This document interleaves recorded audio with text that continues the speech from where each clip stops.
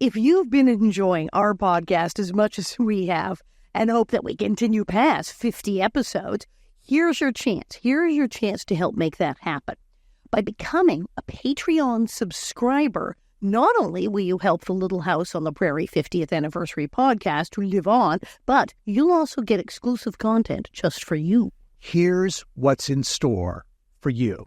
Join monthly Q&A sessions where you can ask us about anything.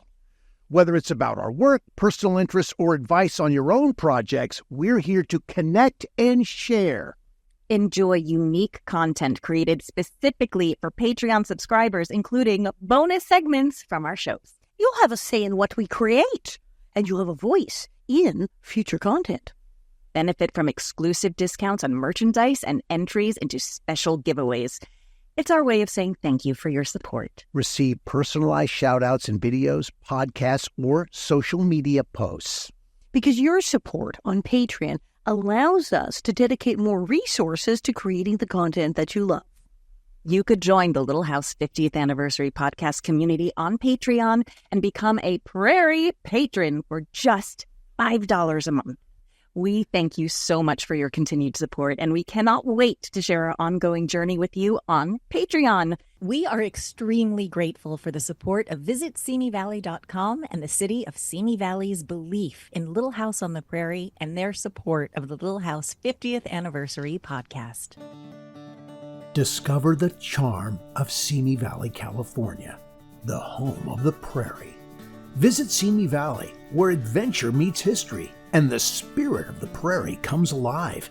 Explore the Ronald Reagan Presidential Library, step aboard Air Force One, enjoy stunning hikes and savor delicious local cuisine. Whether you're here for a weekend getaway or a family vacation, Simi Valley offers something for everyone and is only 30 minutes from Los Angeles. Plan your visit today and experience the best of Simi Valley. Go to visitsimiValley.com for more details. Your adventure awaits in Simi Valley. You're back. Hello. Welcome, Bonnet Heads. Is it a surprise that they're back? No, it's not. I'm just very grateful that you're back. They're all laughing at me. Anyway, hello, everybody. This is Pamela Bob. I'm your host, creator of Living on the Prairie. I am here, of course, with your beloved Prairie Bitch or Prairie Biatch, whichever you prefer. That's right, Alison Arngrim, the face of evil. I am also here with our hashtag imaginary boyfriend, Dean Butler. How are you guys? Hey. Oh, Good, awesome, good. awesome. Allison, how goes the tour? Yes. Absolutely exhausting. Like I'm trying to not put myself in the damn hospital. I'm so tired. But I have a couple of days off, so that's why I'm like, I'm a chillin'. I went out to dinner last night, chilled out, went to the store today, doing this relaxing. The mouse is back, but other than that, we're fine. Oh, is it a new mouse or the same mouse? We caught Bernard, the boy mouse, and then his girlfriend Bianca, because of course. Well, of course, every male mouse. And then very exotic names. Bianca was initially captured at one point and returned, and her owner dropped her. And yes, my friend and I did have a conversation in French about people who maybe shouldn't be having pets. I don't know. Or these are the fastest mice in all of France. I don't know what the deal is with these mice and why of the 21 apartments in this building or more, they only come here. Yeah. Well, there must be food. I mean, mice come to food. Well, food. And my friend here is little like Snow White, like animals are attracted to him. I said, it's you. The mice come. That's right. They know they're safe. It's an they know energy. Also, why do they keep running away? Something's going on in that apartment. Are we worried about the mice? Are we worried about them? Just take the mice. Just take the mice and keep them here. I know. Where they want to be. Apparently. Yeah. I don't know. Yeah. Maybe we should be concerned about the mice. I'm not scared of mice. They're very clean, darling little mice, and luckily I'm not afraid of mice. Otherwise, I would be having an aneurysm. Yeah. Are you drinking? Please tell me you're drinking wine right now, Alison. No, I'm drinking Diet Pepsi. Darn it.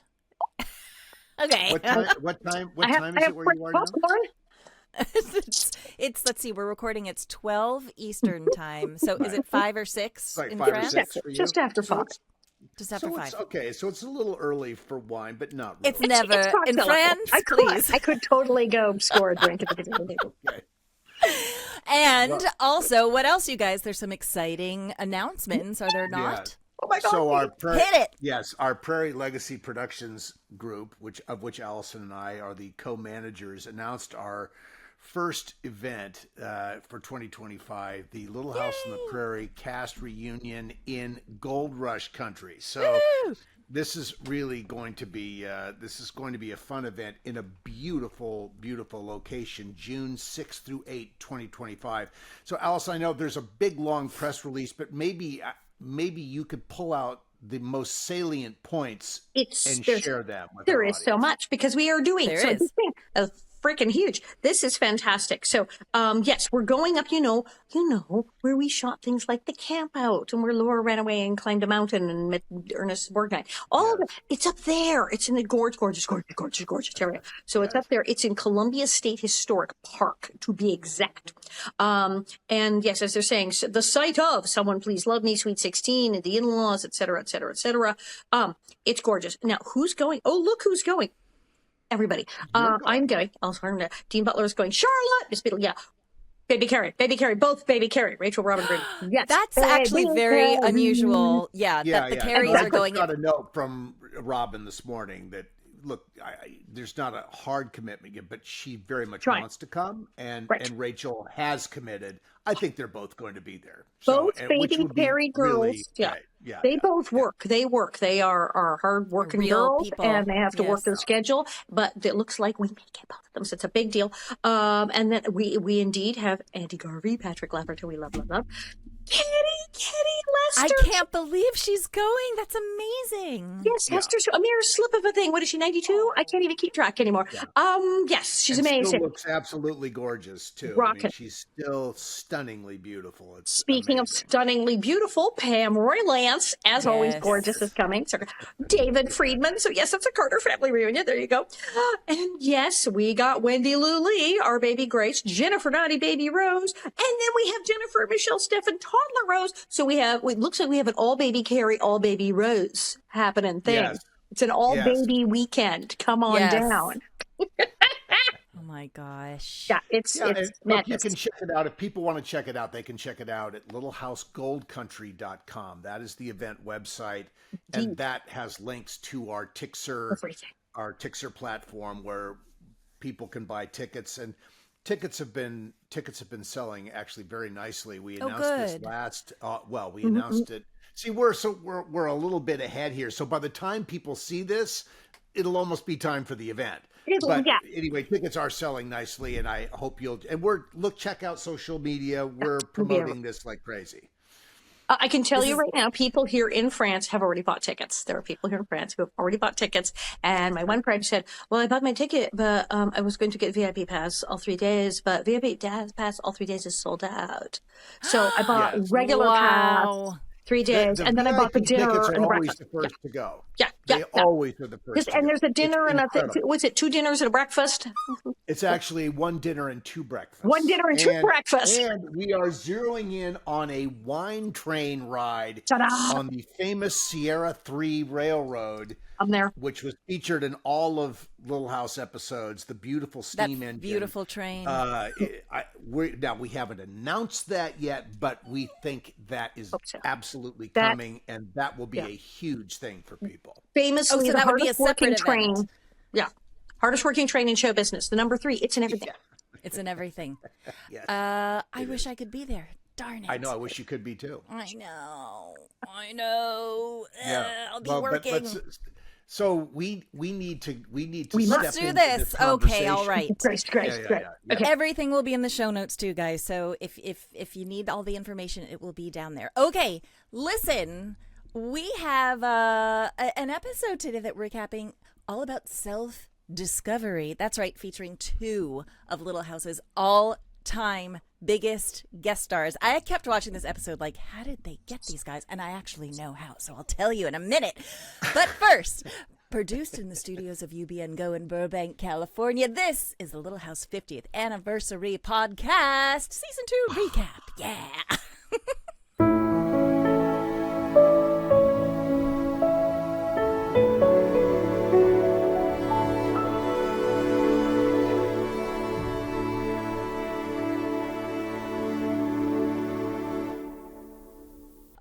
Okay, Dean, I will give you the honors. What episode are we talking about today? Yeah, so today we're talking about season 3's premiere episode. This is The Collection, featuring Johnny Cash and June Carter Cash.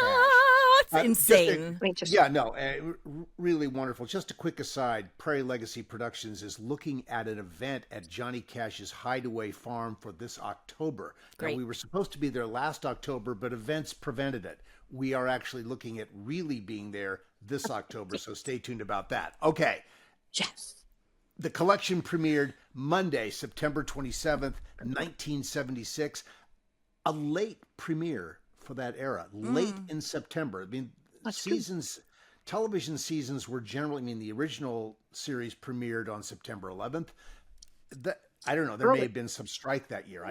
This was the first episode? This was the season premiere of season 3. Oh, wow. Oh, that's jumbo ratings. I know, but what's unusual about that is that the Ingalls are barely in it. I mean, Melissa Gilbert is not in this episode. Where is Melissa Gilbert in that episode? That gets weird. Let me give you a little more detail. Okay, here. yeah. This special episode written by Arthur Heineman and directed by Michael Landon. Michael always directed the season premieres. And he was not going to not direct Johnny Cash and June. Of course. Hello. And a nice guest cast in this one. Ted Garrig as Ebenezer Sprague, making a quick appearance. Hope Summers. Now, I'm not familiar with Hope Summers, but Catherine, when she saw Hope Summers in this and watched her briefly in the scenes as Addie Bjornson, loves Hope Summers. So interesting. Queenie Smith is Amanda Whipple. Allison, what's the infamous synopsis? The synopsis is my favorite part of the podcast. It's very strange. After rescuing a seriously ill and unconscious Reverend Alden in his runaway wagon, down on his luck plainsman Caleb Hodgkiss puts on Reverend Alden's collar and devises a plan to fleece the generous townspeople of Walnut Grove. I don't think plainsman's the right word. I think professional con artist or traveling man, as he admitted to openly. Yes, guys, seriously, Reverend Alden has fallen into the wrong hands. Just saying. Except for June Carter. She's okay. Yes. No, June Carter is clinging to decency. Yes. In this episode. Yeah. She's very sad. Barely clinging. She's like battered woman syndrome, knows her husband's no good. Can't bring herself to break away. Yeah. Yeah. And it occurred to me as I started watching this, and I had never seen this episode. I was going to ask you if you had seen this episode before. I love that Dean is watching these for the first time. This is exciting. I'm enjoying it too. I loved this for him because this was a situation for him that lined up so beautifully with his public image. Absolutely. As sort of this spiritual outlaw guy who plays against the grain of society, writes music for the underdog, for the downtrodden. This was a perfect piece of casting for. I'd be fascinated to know, and I'm sorry we can't tell you the story. Somebody may know. And we don't have them here with us today, unless Pamela, you by some mysterious fluke know how this casting came to be. But it's great casting. Well, wonderful casting. I will say I know a seriously dumb amount about the Carter family and Johnny, because I was in 2 shows. One was about the original Carter family, which is June Carter's mother and aunt and uncle, who were the first people to ever singers, right? The Carter, right? And they were the first people that ever recorded all of this folk Americana music. Recorded it, got it recorded, and they are the founders of the current folk music, country music, all of it. Even finger picking was Maybelle Carter. That's what she did. So. And then, of course, their offspring, June Carter. There was Anita and another daughter. Now, the funny thing is that June Carter was the daughter without talent, quote unquote. The other daughters were gorgeous singers, beautiful musicians and singers. In fact, if you look up Ring of Fire, which Johnny Cash took from the Carter family, but the original version of Ring of Fire is Anita Carter and an acoustic guitar, and it is glorious. It is beautiful, beautiful. And then Johnny Cash was like, let's put some mariachi music on this, which is weird. But anyway, It's just true. totally It was the weird. sister song. It was the sister song. And he said, oh, no, I need that song. Yeah, and he sort of massacred it, and that became a huge hit. Anyway, that's a side plot. June Carter was the sister, though, who could not sing, but she was the one that had all the charisma. She was hilarious. She knew how to she had total control of an audience. She had so much charisma that she became the huge star out of that family, which was to everyone's surprise. Mandrell sisters had a show. Earlene, they went, she doesn't really sing like the others. And they discovered she was a comedian, that she was funny. Right. The Earlene Mandrell thing happened. So yes, there's always the sister where it's like, the one sister. So June becomes this huge star. June is way bigger a star than Johnny Cash. And when Johnny and her, way bigger. I'm sorry, when they got together. Yes. Yeah. Okay. And when they got together, June actually purposefully pulled it back so that Johnny's star could ascend. But June was the real star. And she let the husband take center stage, which, say what you will about it. It is what it is. But I find it also very interesting that in this episode, she also plays sort of the wife in the background. And she has a beautiful part and she does it beautifully. But knowing what a star June Carter actually was makes you go, oh, she's a wife.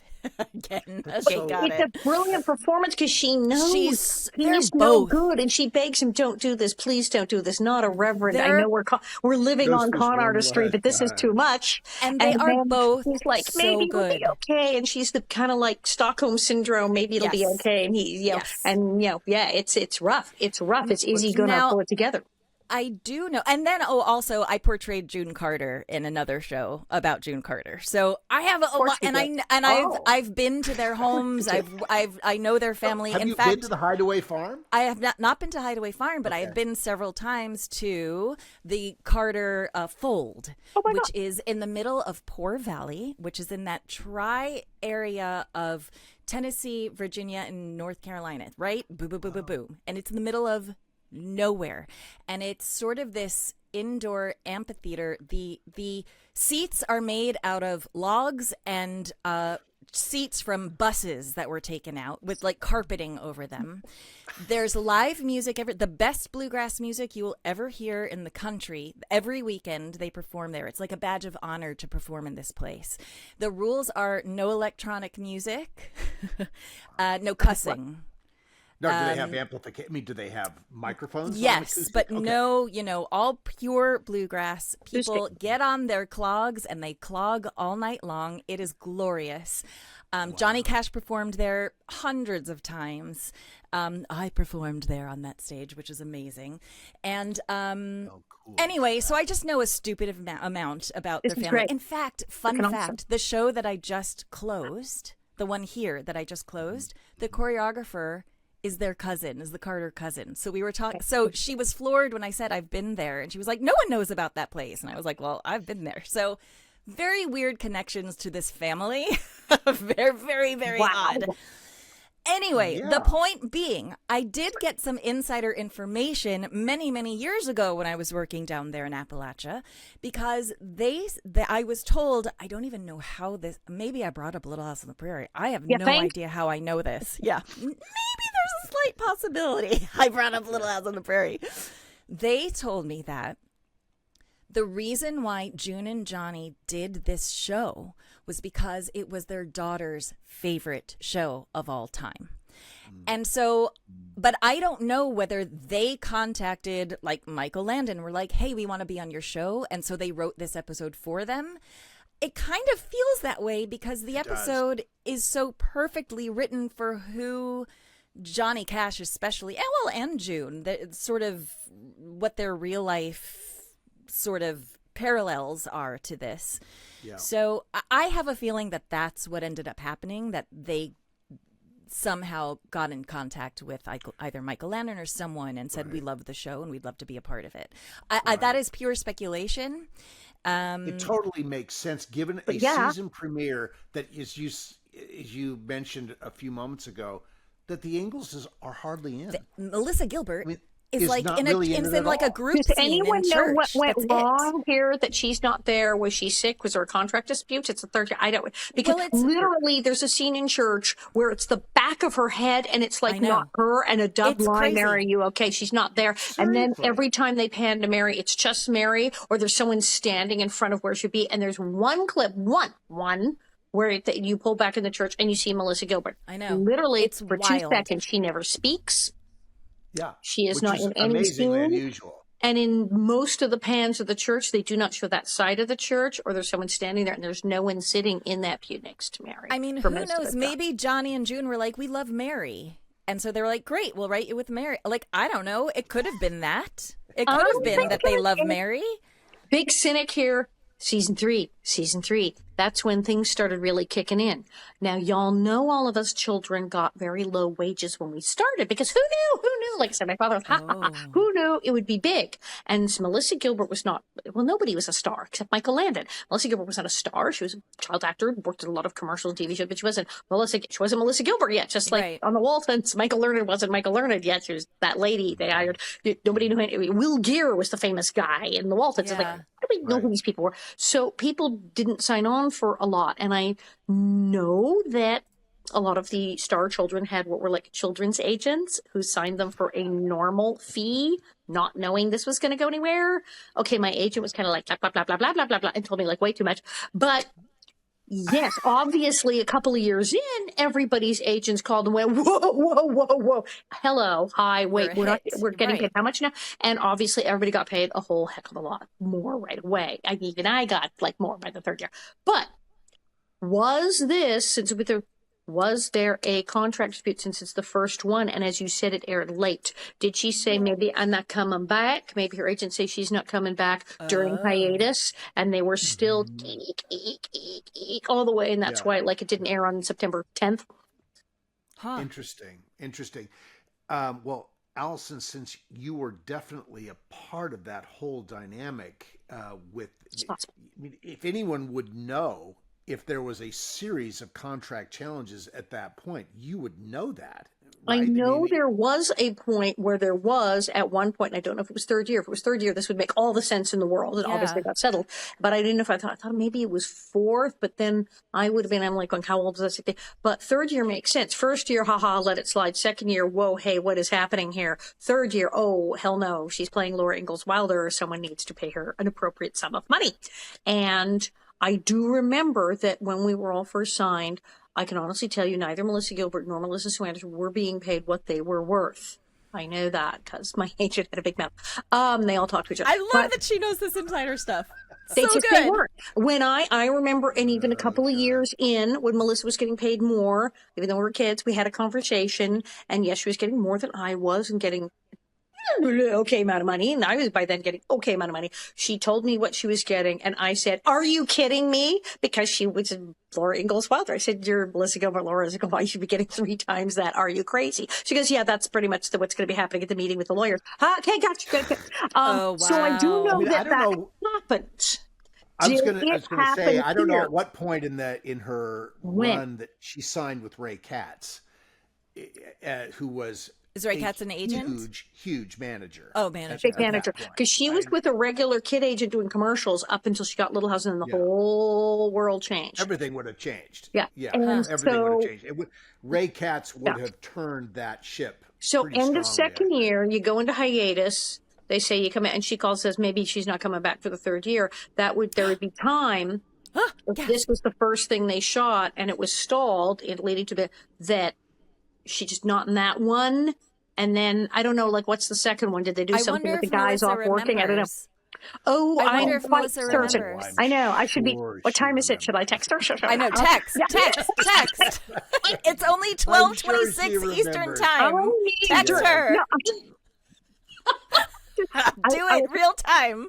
Should I text her? Should I Yes. text her? Should I text her? Okay. Yeah. What's the worst that could happen? Wait. This is the most dishy episode of the Little House 50 podcast that we've ever done, because clearly there are stories. But it did happen, and if it happened then, that would sure explain the bizarro absence of Laura.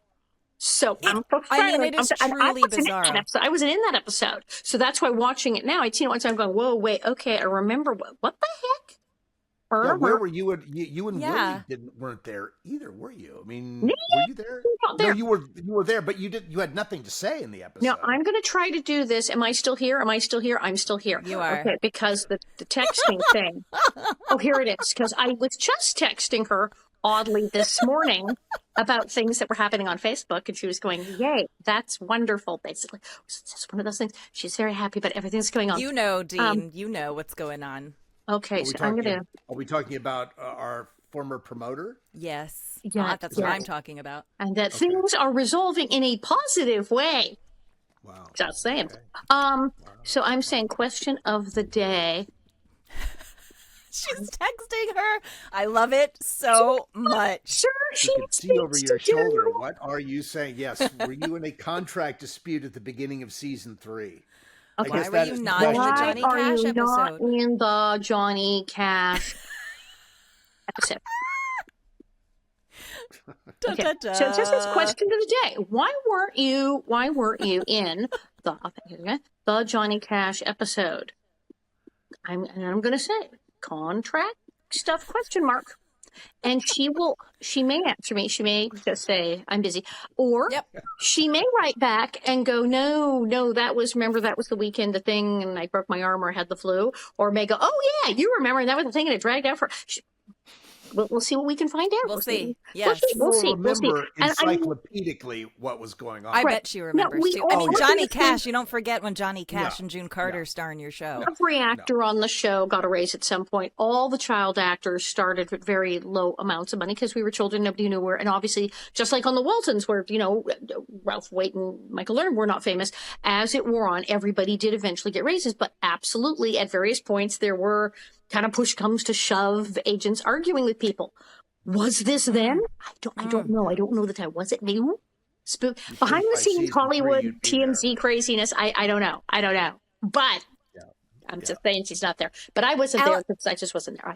Were you even in the church scene at the end? Were you in the church scene at the end? No, I am not in that episode. I did not get to meet Johnny. So you had no contact with them at all. Insanely jealous. I have said this before, one of the few episodes that I am mad I'm not in. I didn't get to meet Johnny Cash. I didn't get to meet. Why weren't you guys not even in the church scene? No, because I had so many episodes, and they went, off you go. We don't need you. Come you're on next week. The church was loaded with townspeople. That's true. Mrs. Whipple. Blame it on Mrs. Whipple. Man on the show was in the church. Look at what I had third year. That's like Bunny and everything. They're like, y'all got plenty to do. Y'all got plenty to do. You don't need to be in the Johnny Cash. You have plenty to do this year, dear. You're fine. We'll be back. I actually wrote in my notes, no Laura in this episode, but the next episode is Bunny. So maybe they were just sort of saving the Laura stuff for the next episode. I don't know. I'm dying to maybe, and there could also have been some pushback. Well, total speculation here. Yeah, there could have been some concern from Melissa Sue Anderson's camp that she wasn't getting enough. Let's give her a solid chunk up. And yet, so some of the highest rated episodes in the series history, probably much to Melissa's chagrin, really feature Melissa Sue Anderson. She's been great. She was and I think Michael loved Melissa Gilbert as a young actress, and I think he also loved Melissa Sue Anderson. Yeah, such different human beings. Yeah, Melissa Sue kills it in this episode. Kills it. And there is a moment where you see the famous death stare that she is capable of. Okay, can we talk? All right, let's talk about this for a second because this is wait a minute. I think we can take a quick break before we do that. Okay, we're going to take a quick break, but then we're going to talk about the two faces of Mary, which she has two sides to Mary. Woo! Okay, we'll talk about that next when we come back. When you visit Simi Valley, California, you're stepping into the pages of history. Go from the pioneers to the presidents. Explore beautiful wildflowers, hike through iconic Hollywood locations, and end your day aboard the actual Air Force One at the Ronald Reagan Presidential Library and Museum. Throughout the summer, take the Little House 50th Anniversary Tour at Big Sky Movie Ranch. Less than 15 minutes from Los Angeles and 30 minutes from Universal Studios, Simi Valley has small-town charm with big-time history. Go to visitsimivalley.com for more information. We are so grateful to visitsimivalley.com for their commitment to presenting the Little House 50th Anniversary podcast. Okay. Go ahead. We were going to talk. Okay, we got the riveting information that yes, it was a contract dispute. Thank you, Alison. Thank you, Melissa Gilbert. That's talk. The magic of the internet. Yes, exactly. It's like just text, get technology. The information out of Yeah. Okay. Yeah. I do want to talk about, because we left with the two sides of Mary. Okay, this is my favorite thing about Mary Ingalls ever. Great Mary episode. She goes from sweet American apple pie darling, but when she turns, bitch, watch out, because there is no one that will cut you more like Mary Ingalls when she has turned on you. The death stare, she turns into a completely different, and there is no in between. No. There's no middle There's ground. no in It's between. not. Yeah. It's either one or the other. We see it with the handyman. We see it with a few times. I mean, this is a consistent thing. When Mary turns, it's like, ooh, it's all that repression coming out. Ethical purity. Mm-hmm, She's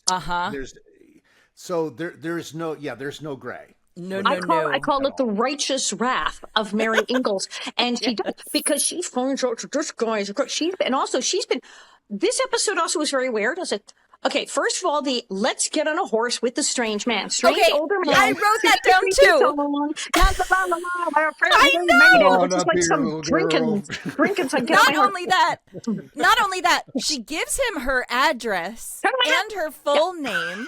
Well, no, wait a And minute. then This she is gets- 1977. I know, but it is. You know. There are some times where I'm sorry that we're watching it from a current We're like, lens because it ruins it. Because that is the first thing I wrote in my notes. Like, what? She You meets said this your daughter perfect never strange do that. Never ever. get on a horse with a strange on the man. horse is It the is same as getting in bananas. the car. It is She getting got in in the car with the with stranger with man. candy. Yes. Now, truth be told, and this is the other reason I go, because the real Ingalls, if you read the books, if you read Prairie Girl, no. Laura and Mary did not go around jumping on horses and jumping in wagons with strange men. Ma Ingalls would have had 14 fits. If you read the books, when they're out by the railroad, and Ma is going, do not. Especially when the first thing he railroad says man. to her is about how pretty she is. I mean, it's just like, don't Yeah, get in no, the car. Yeah, he's sort of a little sleazy there when he first says hello to her. It's creepy. Ma would have had a fit, would have said, who's the guy? Because in real life, the Ingalls, absolutely, they knew better. And Ma talks about, don't you go near the railroad camp. I don't want you to talk to the railroad man. Interesting. Frequently, it's like, those are strange men. Do not talk to strange men. Of course they weren't allowed to talk to strange men in the 1800s. Hello, hi. So no, she would in real life, no, Mary Ingalls would not have gone on that horse. But okay. Then she becomes his co-conspirator. And a couple of times, I'm a little shocked. Mary acts like she's done this before. Like she's actually a con artist. She says, and around the table, Pa, can I go into town with Mr. Hotchkiss? I can introduce him to everybody and let him know who's stingy and who's generous. What is that? And then, she's with her. She that lies. surprised me, that line. She starts when the banker, in the banker's face. Well, there's nothing going well because then you could give him more money. I'm like, what child is talking back to an adult and saying stuff like that to the banker? And in the 1800s, I'm like, no. It served the plot very well. And then she lies, bold-faced, to Mrs. Olson. Oh, yes, she does. We could do the thing, and everyone and starts like spinning these yarns. I'm going, okay, that's adorable. That is like full-on con artistry. Fraud. Like Yes. car fraud. sales BS. And she's a little girl. And when did this happen? She was the good one. She's going, have I got a deal for you? Who did she turn into? That's why I'm curious. Don't you think that would have been a Laura part originally? And that they couldn't do Laura because was more schemy. But maybe this is it. But character-wise, okay. maybe she believes this guy. She's going to help the poor. So she's throwing away all of her ethics to go, I'm going to do. And then when she finds everyone in Alden's town watch, believes him. everybody's That's the whole journey to self-discovery that's going on. I mean, Nels has some wonderful scenes where he gives him the key to the lockbox where all the cash is. It's like inviting him to steal from them. And the audience is going, no. Yeah, don't tell Harry. Well, that's why Mary goes full death stare, because when she finds out he stole the Reverend's watch, and she turns around and goes, mm-hmm. And it's like laser beams come out of her face, and she's going to kill him. And I'm like, oh, there it is. Yeah! There's the That's equivalent to taking the earrings off, ripping the nails off, getting ready for the fight. What's fascinating about this episode, I think, is that the thing that I saw in this as I watched it is the audience is fully aware of who this guy is. Yes. And the writing of the episode is leading you into, or leading him to have to consider who he is, because everyone trusts him, everyone believes in him, everyone thinks he's doing the right thing. That collar will take you far. Yeah. Yeah, and this character is having to come to terms with himself and how he wants to occur in the world, because no one is busting him. I mean, even Mary with the death stare and seeing the watch never really calls him on it. No. Just says that's Reverend Alden's watch, and he's got an explanation for it. So no one ever, and then Reverend Alden coming in at the very end doesn't call him up. No. When he knows fully well who this guy is. But that's why it worked, because I saw what happened. The rising embarrassment and shame that slowly creeps into Johnny Cash. It's brilliant, great performance. And when the Reverend Alden comes to back at the farmhouse with the con artist, poor battered woman, sad lady, and she's like, I don't know, he's coming back, and he goes, yeah, you don't even believe that. What if he runs out on you? And she's like, I realizes the jig is up and that she's got to do something, and takes him to town. But he's like, where are my clothes? He doesn't yell at her, because where's my clothes? What's going on? And then when she realizes that he is what, she's like, okay, he doesn't flip out. He's like, now, you know this isn't right. Come on. What are we going to do here? And when he shows up, exactly. Everyone keeps saying, you've done such a wonderful thing. You saved this poor elderly woman who was depressed. And he's now starting to squirm more and more. And when Nels catches him breaking into the place, oh my God. Check on everything. Yeah, he comes down with his nightcap on. I love the nightcap. I even love when he's with Alicia and he's like, with the dying puppy. And he's like, the story of Jonah. And she's like, you mean Noah? And he's like, yeah, just testing you and make sure you know your Bible. I was like, smart, slick. And the only reason he gets anywhere with the poor old lady is when he's like, well, I'm a traveling man. My husband was a traveling man. Were you at sea? Yes, I was. And in prison. I was in prison he's too. Like, I don't have to know any hymns. She takes sea shanties. I'm in. And body lies over the edge. And it all keeps working for him. But all these people going, thank you. Don't know if he starts squirming. So give her a puppy. Give her a puppy. Oh, the Olsen's dog, who suddenly reappears, another rare appearance of the mysterious Olsen's dog, who is now apparently a girl and pregnant. Yes. What? That dog was in that shop, and I was like, where did this dog come from? I know he was in one episode. But odd. Okay. Also, terrible watchdog, because that dog did nothing. Dab Screer, another one. I mean, Johnny and June, but Dab Screer, performance. When he looks at that woman and just goes, okay, yeah, you don't believe that. And he just lowballs it and just knocks her down. And then, he shames him. He shows up at church, and the guy, he finally can't stand it anymore and has to give back the stuff because he just can't stand it. Although, I was also thinking what great performances both June and Johnny gave. I mean, really, surprisingly amazing performances, especially when I was thinking that final scene where he comes out of the church and he goes, that's never happened to me before in my life, or whatever those lines are. If you looked at those lines on a script, on the paper, it's not necessarily it would be difficult to make those lines work, because I don't know if people would necessarily talk that way, but his performance, both of their performances were so natural. They made those lines work as like you just believed every single thing that he was saying. And although the cynic in me did think that he probably, because he's still wearing Reverend Alden's garb. Yes. And I was like, oh, he's just going to keep wearing the collar because it works. Shoes. It works. Shoes. Because when Reverend Alden, where's my shoes? So it means Reverend Alden's wearing like Johnny Cash's old shoes. I mean, I just had doubts that he would ever dress in anything other than Reverend Alden's clothes ever again. So well. But of course, he was, again, a perfect image thing for him, known as the Man in Black. I mean, this all just worked for him. Yes, perfect. And Johnny was all about that he had been wrong and had a terrible life and the drug problems and the rehab and it didn't all go well for him. And that's why it's like, I was redeemed. I was redeemed. I went to rehab. I got it together. I now lead a beautiful life. And that this was his thing. And that's why he'd go down to the prisons like, hey, it could all be okay. And he was the Man in Black, but it was about bad boy gone good. That was his whole thing. And here it is. And here it is in this episode.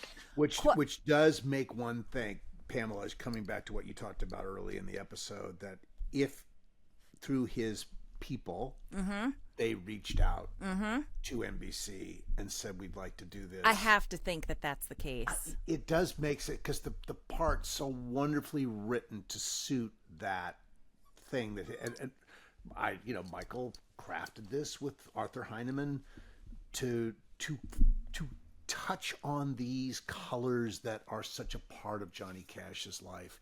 It's a wonderful piece of casting. It is. A great story to come along at a time when the kids are in contract disputes. Yeah, man. We'll just do this while the kids work this out with the agents, and they will all be fine in a month. So, I do have a question, and then it comes back with Bunny. Then you come back with Bunny. You come back with Bunny. Everybody's on board now. Yeah. You would think that Bunny would have been the season premiere, because that saga is season premiere episode. Would have been a wonderful season, and such a town centric story. But no. Here we go with something that's completely out of left field, but works so well. One of the other things that I loved about this is you bring in Johnny Cash, and now June doesn't really sing much in this, but you get to hear Johnny Cash sing a couple of times. The wonderful little how would you describe the first song? The first one? I mean, just a pure Americana. That's a nice song. That would be one of those. If Pa played the fiddle and Ma would have said no, not in front of the children, because it is a spite of her maiden. That's like one of those old drinking songs that maybe has verses you're not allowed to sing in public. At Mary as he's thinking about I know, and then he hits on Mary. Like, wow. Gross, and then she gets on the horse. First time I saw it. So weird. Also, we haven't talked about the details of this really. I mean, we've talked about a lot of details, but we're really out of time on this. Wait, I have a question though. Okay. Okay, so there's the whole episode. The reason why we have this entire episode is because there's a fire on a neighboring prairie fire. But Reverend Alden is collapsed in the back of a Yeah, why? Oh, was he sick or was he in the fire? I couldn't understand what was wrong with him. This man's been near fire. There's smoke. I think he had smoke inhalation. I think he's literally that near the fire that he was exposed to smoke and ashes and was actually that sick because he was ill and out. And he said this man's been near a fire and that there's so. I'm thinking, and just possibly other texts have come in that should, just saying that that they're actually it was more of a, shall we say, quasi conspiracy. Conspiracy isn't too hard a word, or an alliance like on Survivor with Michael and Melissa. That perhaps if you were not in this episode, we could convince them. Just saying. And because she got to meet Johnny Cash because she was in fact going to school on the set, which may be why she suddenly weirdly appears in the church scene when she's not in the church scene. I don't know, but she was going to school on the set, so she did get to meet Johnny Cash and June Carter Cash. Jealous. Okay, so there was a team effort for contract negotiation. This was a team effort. This was not just anyone that has visions of some child holding out going, I need a role. No, this was like a group thing. Just saying. That Michael Landon was aware of and was on Team Melissa. Appears to be. And mind you, as I said, we were terrible children and talked about what we made. That girl never got... Sorry, That girl- let's back up here a little bit. I She want should have to been paid say, 10 times what she's making, that girl. Jeez. yeah, no, I get Yeah. that, Good God. Yeah. but now you can frame this as a negotiation with Melissa with NBC. That's not what this negotiation was. This was a negotiation with Melissa's team with Michael. Michael controlled all the Contracts. strings. He could pull the plug. He could go to NBC and go, could I say want yes it. or I no. don't want it. That's true. Absolutely. Mm-hmm. Absolutely. Now, the straw man is the network. But- it's John Agolia or whoever it was who was head of the She's VP of there finance at that on the point. set going to school. Awkward much. Yeah, so they knew they were going to make a deal. They knew they were going to make a deal. So they were just kind of going, Yeah. Wait, But so why was she on it is set then? interesting. Why was she on set then going to school? Wait, Well, maybe explain. It was because in the season flux. was starting and they were trying to bank hours and they knew that it was going to And she hadn't They actually had to- quit. She hadn't actually quit. She Right. didn't quit. get Melissa's It was mother Barbara on to talk about this. I wonder Barbara if she would know. ever talk. No, she probably wouldn't. No, she probably wouldn't. No. But it could be a whole thing. I don't know. But yes, there was definitely palace intrigue around this episode. There's just no way. There was some kind of palace. But thank God it worked out because Bunny, Yes. geez. No, it Yes. all worked out. Yeah. Yes. Yeah, because Bunny. In Yeah. the end, it all roads It lead all worked to out. Bunny. I wanted to be in this Everything episode. leads to This episode is so Johnny Cash's performance is so mind blowing. Just watch his Yeah, eyes with all it that, is. and then Dabs Greer, the two of them. I'm going, and this show And didn't win June. Emmys, and this show did not win Emmys. Are you insane. kidding me? These two. One last thing. At the end, at the final scene, and Reverend Alden is like, and now Mrs. Foster will lead us in a hymn, Yes. and then this glorious voice. I'm like, where has Mrs. Foster been this whole time? Why isn't she leading every service with this glorious voice of hers? Apparently, just a fun There's fact. so many Oddities. little unusual I little know. things that happen.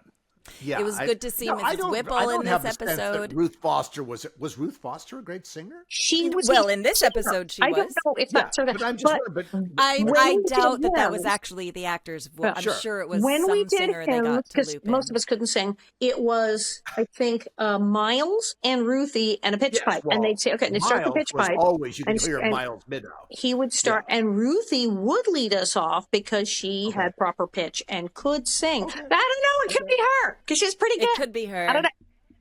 Okay. Ooh, how do we find that out? I don't know. All I was Yeah. like was, where's this voice coming from? This is Interesting. as odd as the I'm gonna have to go dog back to in the Cleopatra Olsons. Well, I hope we haven't confused our listeners too much because we just rambled our thoughts without actually going through the episode.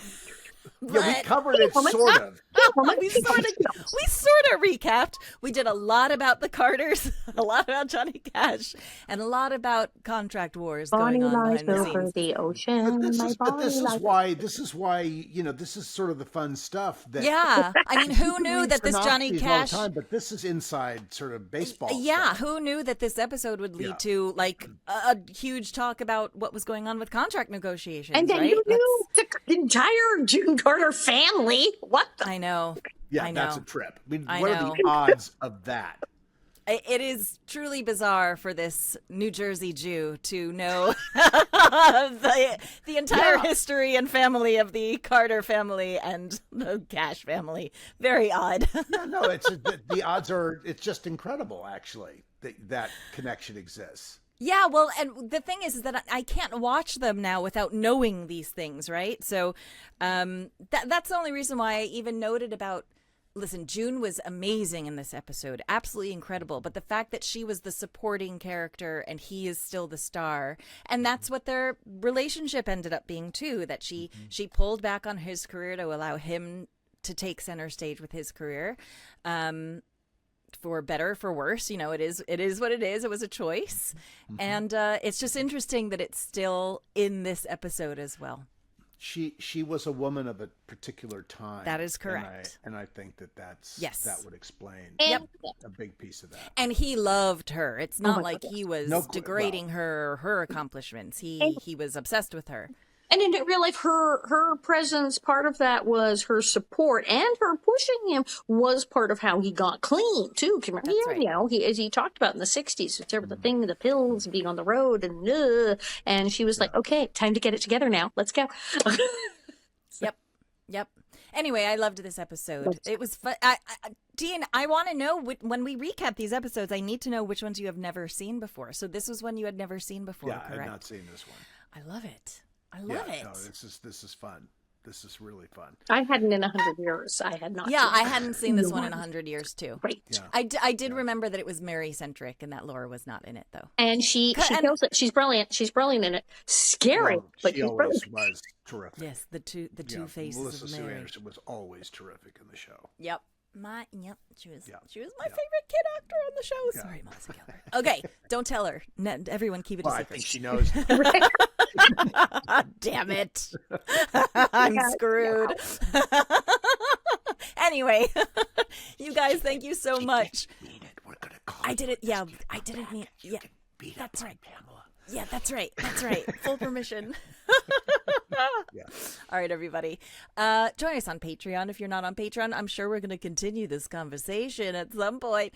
And join us on Little House 50th podcast, right? Little House 50 podcast. 50 podcast, right. .com. Sometimes This is I've actually said episode this, 53, but it's the Little House 50 podcast. Yeah, I know. You know, who knew we'd go past? I know. Yeah. Or our socials, Little House 50 podcast. And everything's going to be in the show notes for the upcoming events. So this is all really exciting. And we will see you next time. Anyone have anything else to add before we get the wig? No, let's get out of here. All right, Bob, go get the wig, for Christ's sake already. All right, see you next time, guys. Let's fly. Seems